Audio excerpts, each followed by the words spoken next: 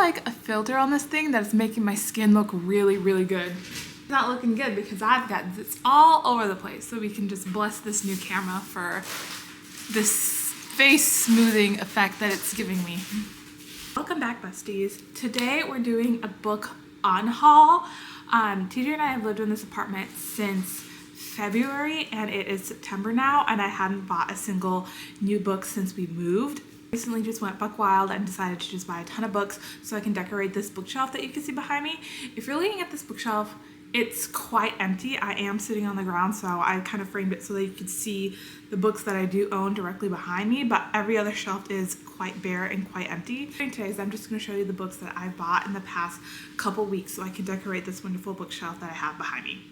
So let's just go ahead and let me show you the books that I've already unboxed before I get to the ones that are still inside its packaging and inside this huge FedEx box right here.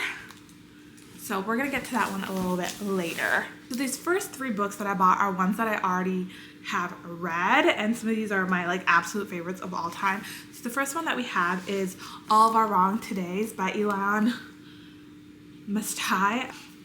What this book is about, it's set in the very, very distant future where their energy resource has been, they're not using oil, they're not using natural gases or anything, they're using a clean energy, and our main character's father or grandfather or something like that is responsible for developing that new technology. So everything in the future is clean energy. We've got if you think of the Jetsons, is pretty much what this book is in the future.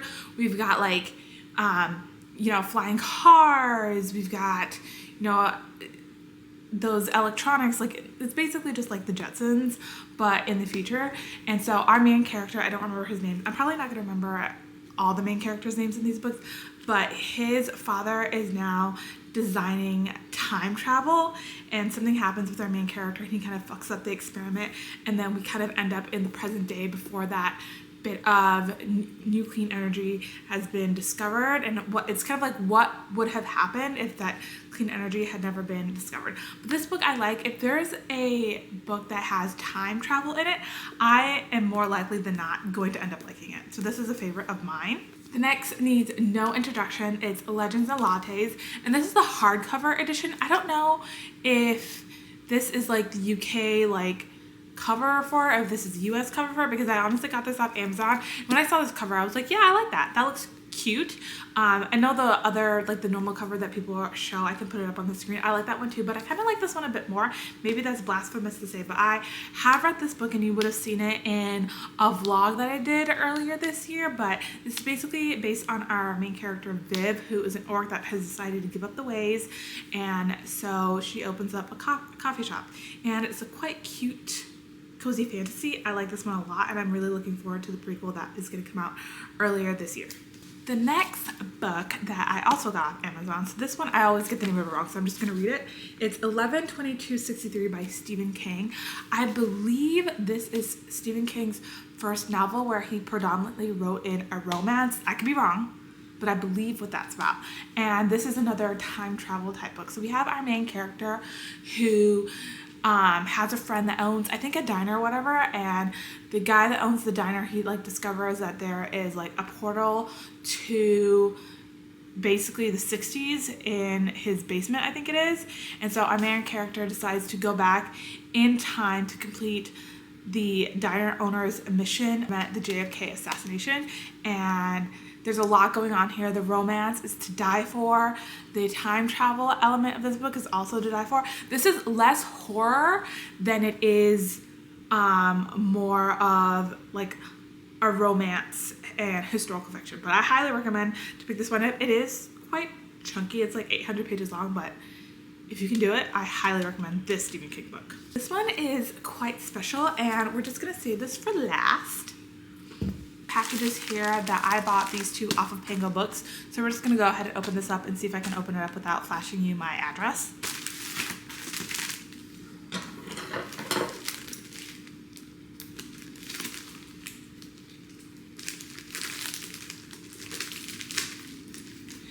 Frick, do I open this up? Oh, I think I'm getting it.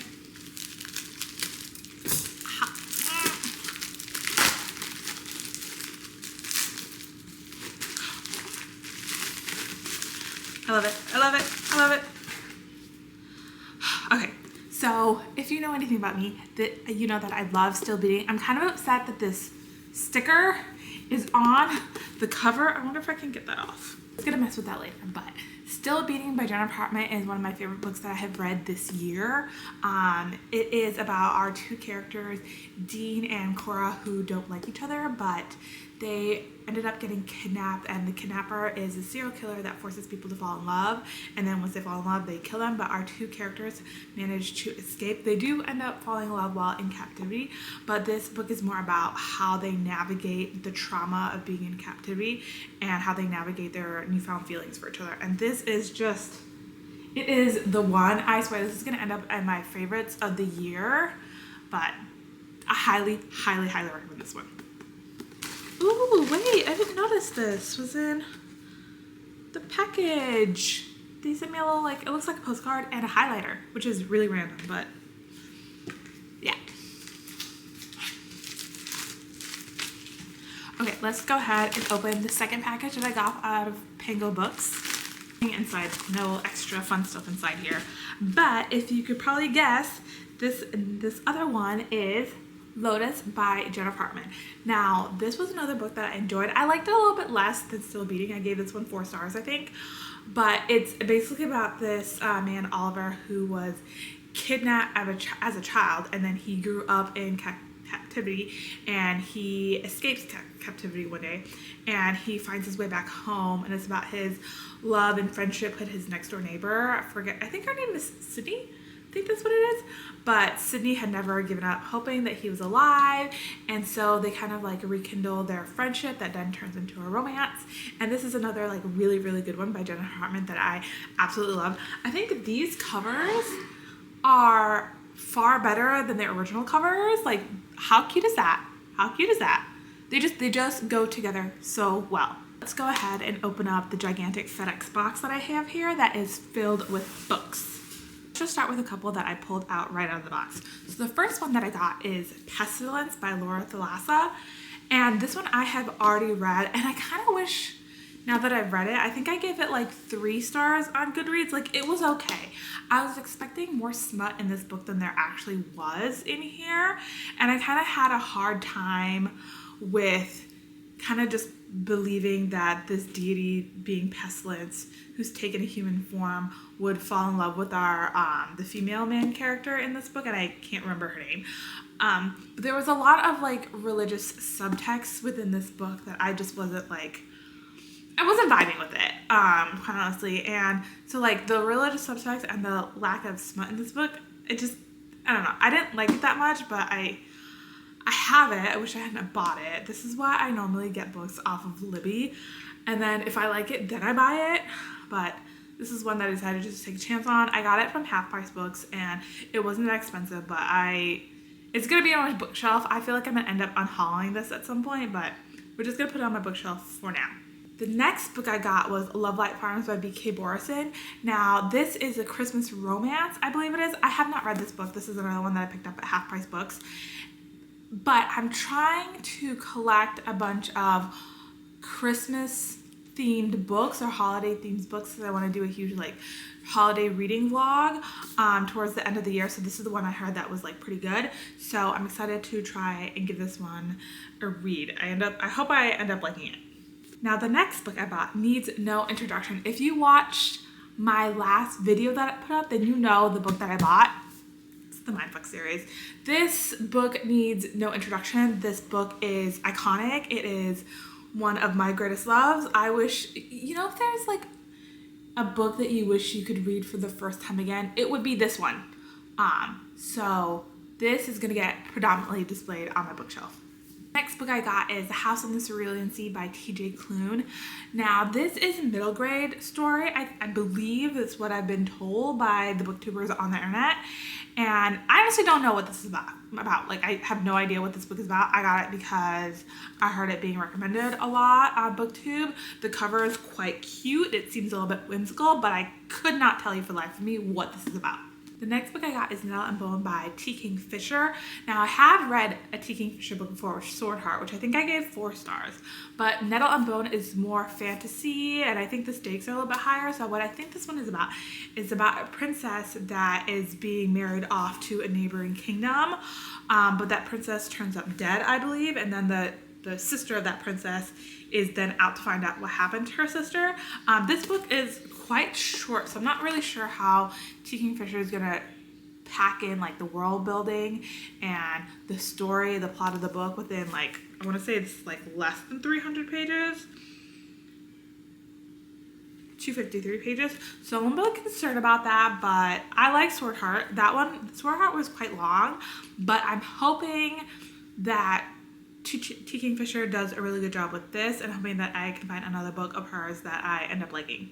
The next 3 are books within this series, and I don't think that this series is, like, I got all the books in the series, but it is, well, the first book is A Darker Shade of Magic. Second book is A Gathering of Shadows, and the third book is A Conjuring of Light. Now, I have read the first book, but I read the first book a while ago, so I honestly could not tell you what it's about. I think what I remember is like this girl who's able to travel between worlds, or able to travel within like portals. I think there's like 4 different worlds, and she's pretty rare find because she could travel between all the 4. Most people only go into like a couple of them, like 2 of them, but yeah. So I'm excited to get back into the series. I think that there's more books in this series. I could totally be wrong. It's just a trilogy, but I'm not sure. I got these at half price books for quite a steal, and I was really lucky to find all 3 of these like next to each other. So we're gonna try reading this series. I remember that I liked A Darker Shade of Magic, and I wanted to continue with the series, but I read that so long ago that the other books in the series weren't out yet. So here I am trying to pick this up. I'm also interested in reading more of V.E. Schwab. I put a hold in my library for The Invisible Life of Addie LaRue, so that's the book that I'm going to pick up next after the one that I'm currently reading. So I hope that I end up liking more V.E. Schwab, because I did, like I said, I did like A Darker Shade of Magic, and it seems like I might like The Invisible Life of Addie LaRue, but I don't really know. So we took a gamble on this one. We truly did. So this next book I'm about to show you is the 5th book in a series. The prior 4 books I have read, but I've read them quite a while ago, and I kind of want to reread the first 4 books because there's a lot going on in the series. And so that would be The Fiery Cross. And I own the first 4 books in the series. They're at the top of my bookshelf. I know that the show is on like season like 6 or 7 at this point, and I'm way behind. I think there's like 9 or 10 books in this series, and I'm way further behind. So I kind of want to get caught up because I do remember liking the first 3 books in the series. The 4th book was kind of like meh. So I'm hoping this one is also good and kind of like get me back in the series, but these books are hella long. Like the Outlander series is basically like the Game of Thrones of historical like romance type books. So this is probably like around 1,000 pages. It's 979 pages, so it is quite long. So this is something I'm gonna really need to dedicate my time to, like physically reading or get it on audio and follow along with the book. But I'm excited to read this. I'm excited to get back into the Outlander universe, but I know that it's gonna take me like a really long ass time to like finish all the books in the series. So this is quite intimidating, but I'm excited to get back into this world. The next 2 books that I'm gonna show you here are kind of, I think that they're the special editions. I'm not quite sure. You'll see. So the first book that I got is Tress of the Emerald Sea. This is the edition where it has like, it's not leather bound. I don't think that this is leather, but it's the edition where like, look, those end pages. I'm pretty sure the other, yeah, it's the same, but it has like artwork in here, I believe. Yeah, like see, there's artwork in here. So this one I'm excited to read. This is the hardcover edition of it, and I know that Amazon sells the paperback and like I believe a different version of the hardcover, but this is like the one that is just absolutely gorgeous. It's a little bit askew because it's been in this box package for so long, but this one I'm excited to get to. I heard that it's like kind of like gender swap of the Princess Bride, but I'd never seen the Princess Bride, so I couldn't tell you like the plot of this, but I'm really excited about it. And I paid a lot of money for these books, so I'm really hoping that I end up liking this and this is good. And then the next book I got is Yumi and the Nightmare Painter. This is another one that I got off of that one website. I'm really glad that Brandon Sanderson like partnered up with a smaller like book distributor to make these, because this is gorgeous. Like, take a look at that. Like, that is absolutely gorgeous. Like, beautiful. I wonder if there's artwork that I could find in here as well. Like, that's gorgeous.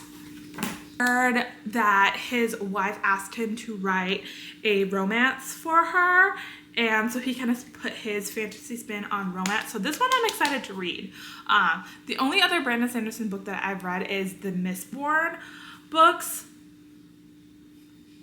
Actually, I think I only read the first book in the Mistborn series and I didn't continue with it. I ended up liking it, but those books are so long that it's literally a commitment.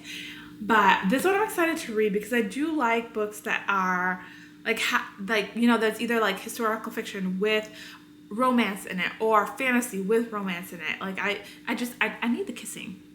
That's what I need.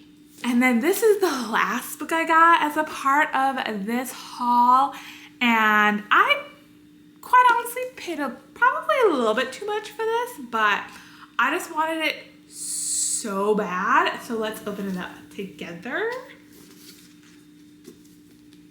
Ooh. So this came with the book as well as like a picture. It's not handwritten, but you can see that like it's printed. Like, she handwrote it and then they obviously printed it on this postcard like piece of paper. But this is by Jennifer Hartman, and if you know or you were paying attention to what I said earlier in my haul, you know that Still Beating is one of my favorite books of this year. So let me show you what I got. So I got the Mystic Box special edition of Still Beating. So if you could let me just show you that previous copy of the book that I got. So you can see the covers for the two are kind of similar. They both have like the locket on there. This one has kind of like a water near the locket, and this one is just like the locket behind like what looks like some kind of like denim or dark background. But the Still Beating is in gold, and then this is like the edge papers or the painted edges or whatever, it's in gold, and you can see it's still in its original wrapping. And when I say I paid a lot for this book, I truly paid a lot. So let me just take the wrapper off of this. Okay, so I took the wrapper off of it. You can see the back is also in gold and it has like the Mystic Box logo on there. The edge, the spine is also in gold, and this is in gold, and like just this is absolutely beautiful. Oh my god, I didn't even see that. I didn't even know, like, look at that, I didn't even know that. But like, this is not for reading. This is just purely for display. I wish I had like the Lotus Mystic Box special edition of Lotus, but I'm on the hunt for that one, and I'm probably gonna end up also overpaying for that one. So that one, this Still Beating, is purely for display. And if I end up getting the Lotus special edition, the Mystic Box special edition, that one will also just be purely for display. That's for not for touching. That is for admiring how beautiful it is. So that is it. That is all the books that I got for this book haul, and I'm really excited to put that on my bookshelves so I can display my favorites behind me when I'm filming. Yeah, that's all I have for this video. If you like this book haul, then please go ahead, leave the book emoji in the comment section. Please subscribe and like, and please follow me on Instagram and Goodreads. Those links are down below for you. That's all I have for today. Thank you for watching.